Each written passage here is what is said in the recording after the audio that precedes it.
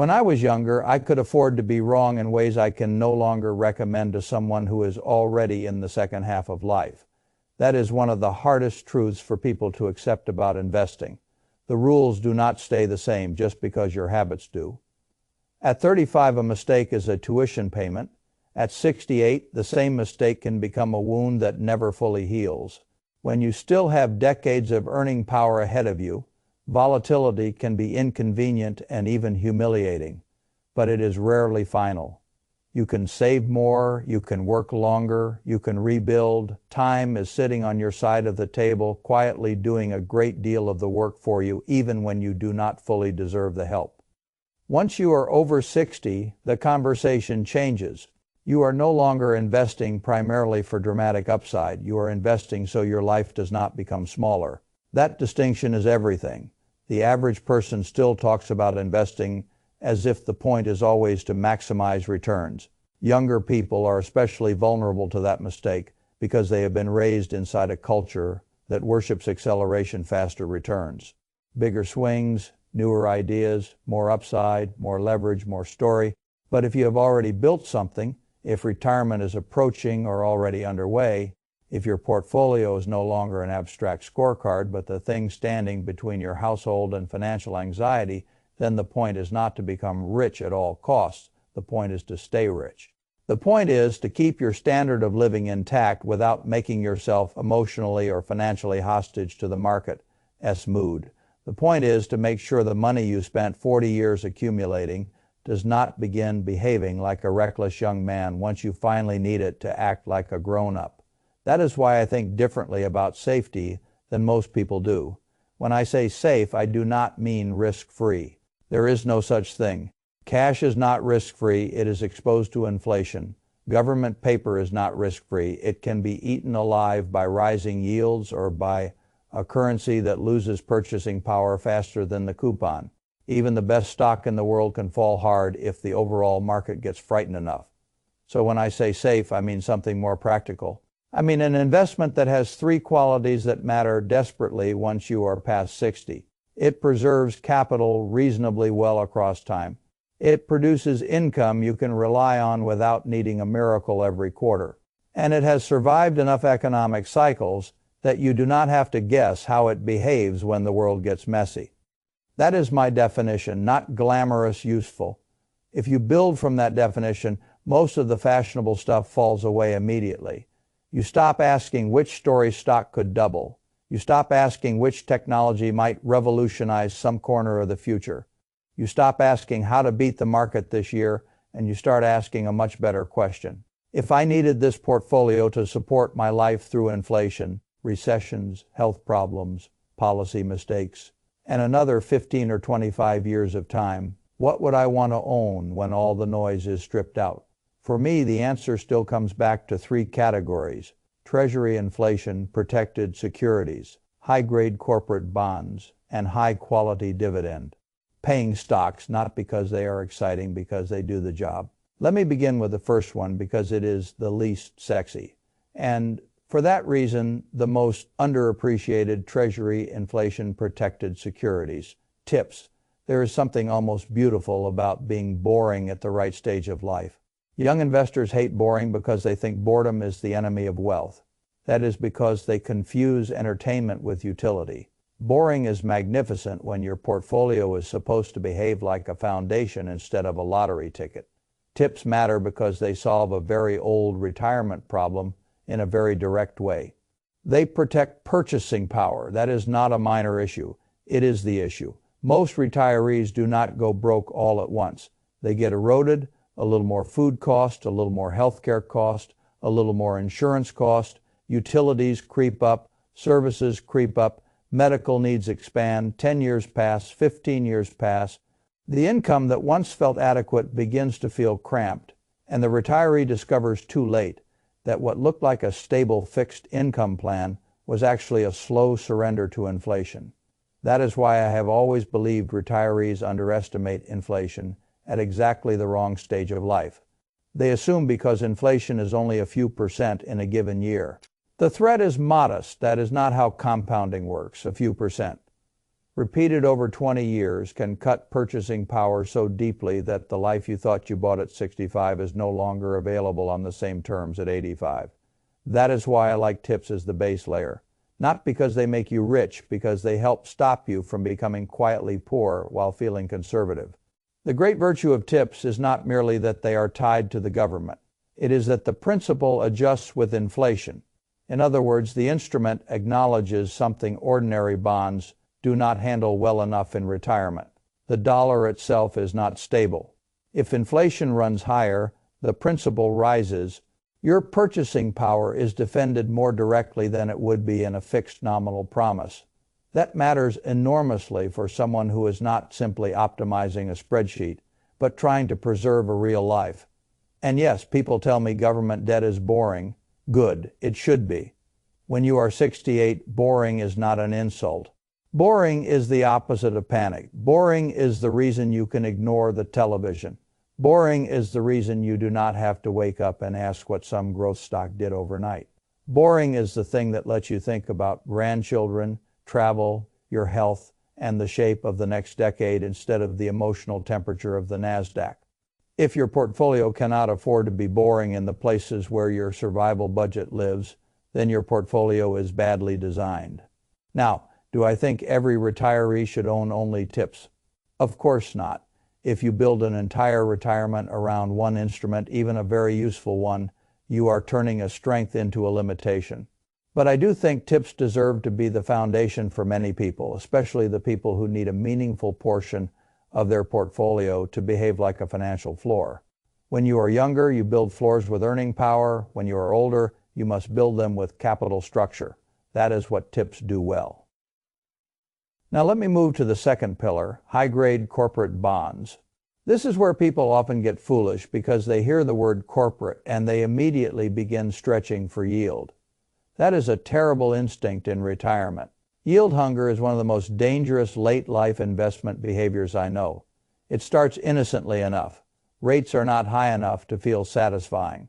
Safe instruments feel too modest. The retiree begins thinking, I just need a little more income. So he reaches a riskier bond, a weak balance sheet, a flashy preferred security, some debt instrument he barely understands, but which pays a number that looks attractive compared with what he got used to over the last decade. That is how supposedly conservative people blow holes in their own lifeboats.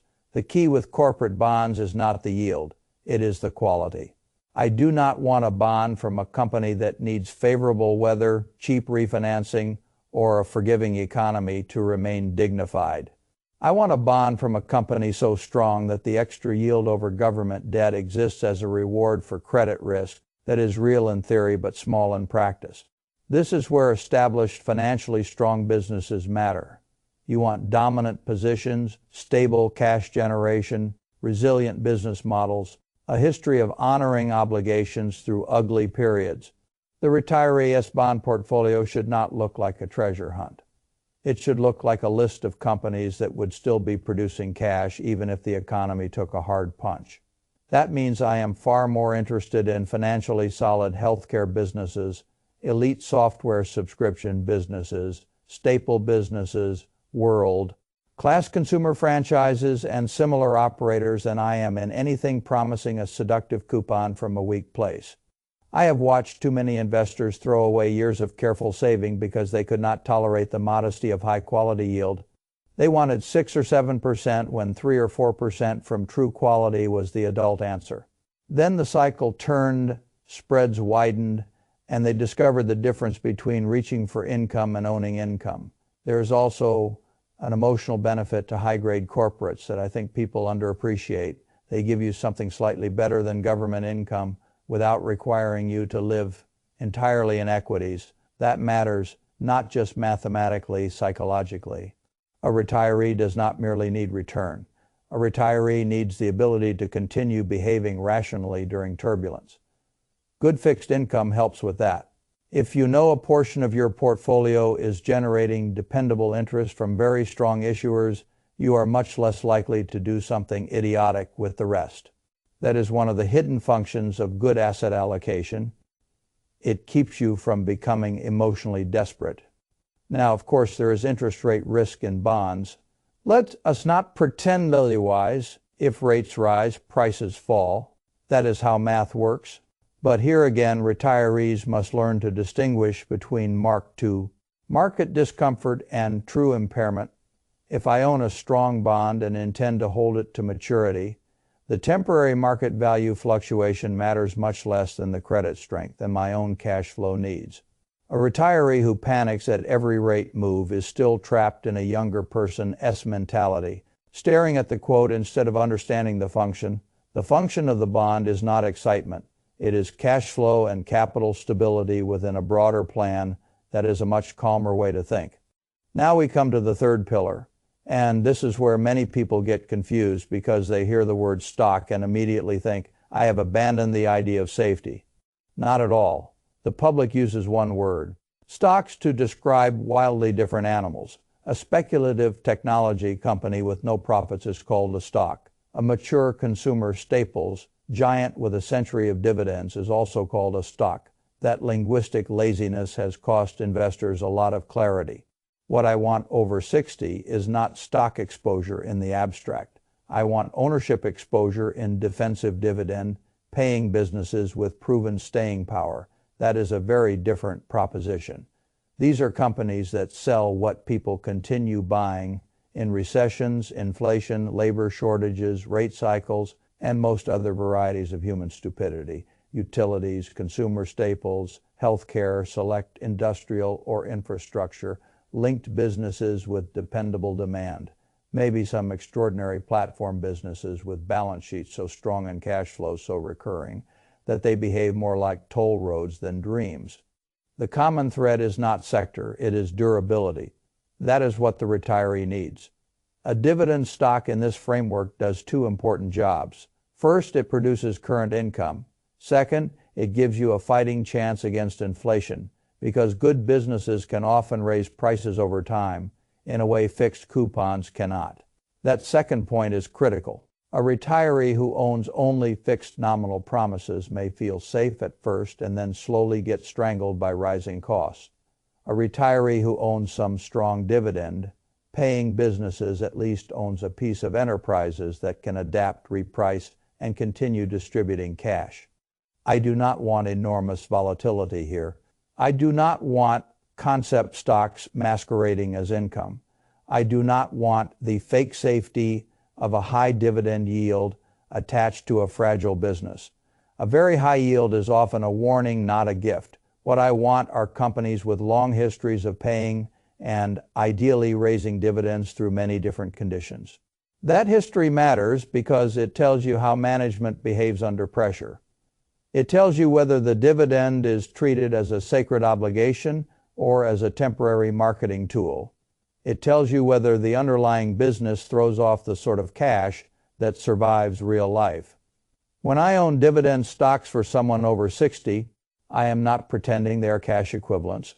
They will move around, they will decline in bad markets, they will scare people who still expect the stock market to behave like a checking account.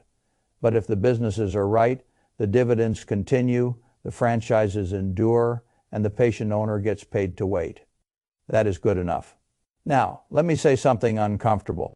Many retirees do not lose because their plan lacked intelligence. They lose because their behavior lacked humility. There are 5 mistakes I see over and over again, and each one comes from the same root problem. The investor refuses to accept that the game has changed.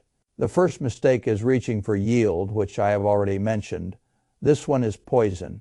A retiree sees a 6 or 7% yield where the safe stuff offers 3 or 4. He tells himself the difference is worth it. What he is really saying is that he has not accepted the new reality of the phase he is in. He still wants the old world where the income was easy and the risk stayed invisible. The market does not care what world he misses. The second mistake is market timing. This is another thing younger people get away with more easily because time covers so many sins. Over 60 ill-timed exits and re-entries can do damage that never gets repaired. And the cruel joke is that almost all of them are made in the name of prudence. People say they are protecting capital. Usually they are just converting fear into action at exactly the wrong moment. I have been around markets long enough to tell you plainly, most people who attempt to outguess every correction wind up selling lower and buying higher while congratulating themselves for being careful. That is not a strategy, that is self-harm with a Bloomberg screen. The third mistake is overconfidence. This one is especially common among highly accomplished people. A successful surgeon, business owner, attorney, executive, or engineer often assumes general competence should transfer automatically into portfolio management. Sometimes a little, usually not enough. Public investing is its own discipline. It requires valuation judgment, temperament, market memory, and an ability to distinguish a good company from a good stock from a good price. Those are not the same things. People who mastered one field often underestimate how much work it takes to master another. That overconfidence is expensive when the money now supports retirement rather than ambition. The fourth mistake is concentration masquerading as familiarity. I have seen retirees with huge exposure to their old employer simply because they know the company. I have seen people refuse international exposure because foreign markets feel unfamiliar. I have seen people reject bonds because stocks always do better over the long run. All these sentences contain fragments of truth and whole buckets of danger. Diversification is not a slogan. It is what prevents one mistake, one policy shift, one sector accident, or one valuation regime from turning your retirement into a laboratory experiment. The fifth mistake is tax laziness. This one surprises people because they think retirement means taxes become simpler. Not necessarily. Different account structures matter. Withdrawal sequencing matters. Taxable versus deferred assets matter. Roth conversions may matter. Asset location matters. A retiree who ignores taxes is surrendering a portion of returns he cannot easily afford to surrender. Now, let me step back and talk about three risks that loom larger over 60 than many people realize. Inflation is first. Even now, with all the public talk about inflation calming down, I remain skeptical of the idea that the world is returning to the benign low inflation structure. People got used to deglobalization matters, aging demographics matter, debt matters, supply chain fragility matters, geopolitical fragmentation matters. A society with too much debt and too many promises has a natural bias toward policies that are friendlier to inflation than officials admit. That is why I insist on TIPS and dividend growth exposure. The retiree who ignores inflation is not conservative, he is negligent, longevity is second. This one is almost perversely unfair. Medical progress lets people live longer, which is wonderful, but it also stretches portfolios across more years. A healthy 65-year-old may need money to last not 10 years, not 15 years, but 25 or 30. That means the retiree needs both defense and some growth. Too much caution and inflation eats him. Too much aggression and volatility wounds him. That is exactly why I like the blend of these three pillars. It balances durability with enough growth and income dynamics to survive time. Healthcare is third. Most people still underestimate what late life healthcare can do to a portfolio. These costs rise with age. They often rise faster than general inflation, and they have a nasty way of arriving in clusters. A conservative retirement plan is not merely about food and housing and travel. It must leave room for the body becoming more expensive to maintain. This is not a cheerful subject. But retirement planning that refuses to look at discomfort is not planning, it is fantasy. So how would I actually implement a structure like this? I would start with income needs, not return dreams. What does it cost to maintain your essential life, not your fantasy life, not the life you post about, the actual life, housing, utilities, food, basic transport, healthcare, insurance, taxes? That survival budget should be covered by the most dependable layer of the portfolio, the layer least likely to force you into bad decisions. That means the safer fixed income sleeve, especially TIPS and strong bonds, must do more of the heavy lifting there. Then I would identify the discretionary layer: travel, gifts, entertainment, hobbies, and all the things that make retirement worth having rather than merely survivable. That portion can lean more on dividend stocks and the more flexible parts of the portfolio because it is the part you can adjust a little if markets become temporarily unkind. This distinction is powerful. When essential spending is protected by the boring assets, you can let the growth and income hybrids do their job without feeling like every market swing threatens your groceries. That is how you preserve not just wealth, but judgment. I would also keep a meaningful liquidity reserve, not because cash is a great long-term asset, but because emergencies and opportunities both require ready money. 6 to 12 months of expenses in high-quality liquid instruments can make the rest of your plan much more durable. Cash is a terrible long-term plan and a wonderful short-term shock absorber. That is the correct role for it. And then perhaps most importantly, I would rebalance. Not every day, not with drama, but deliberately. If dividend stocks have run too far relative to bonds, trim some and restore balance. If rates rose and fixed income got hammered while the rest of the portfolio held up, examine the opportunity to lean back into quality bonds.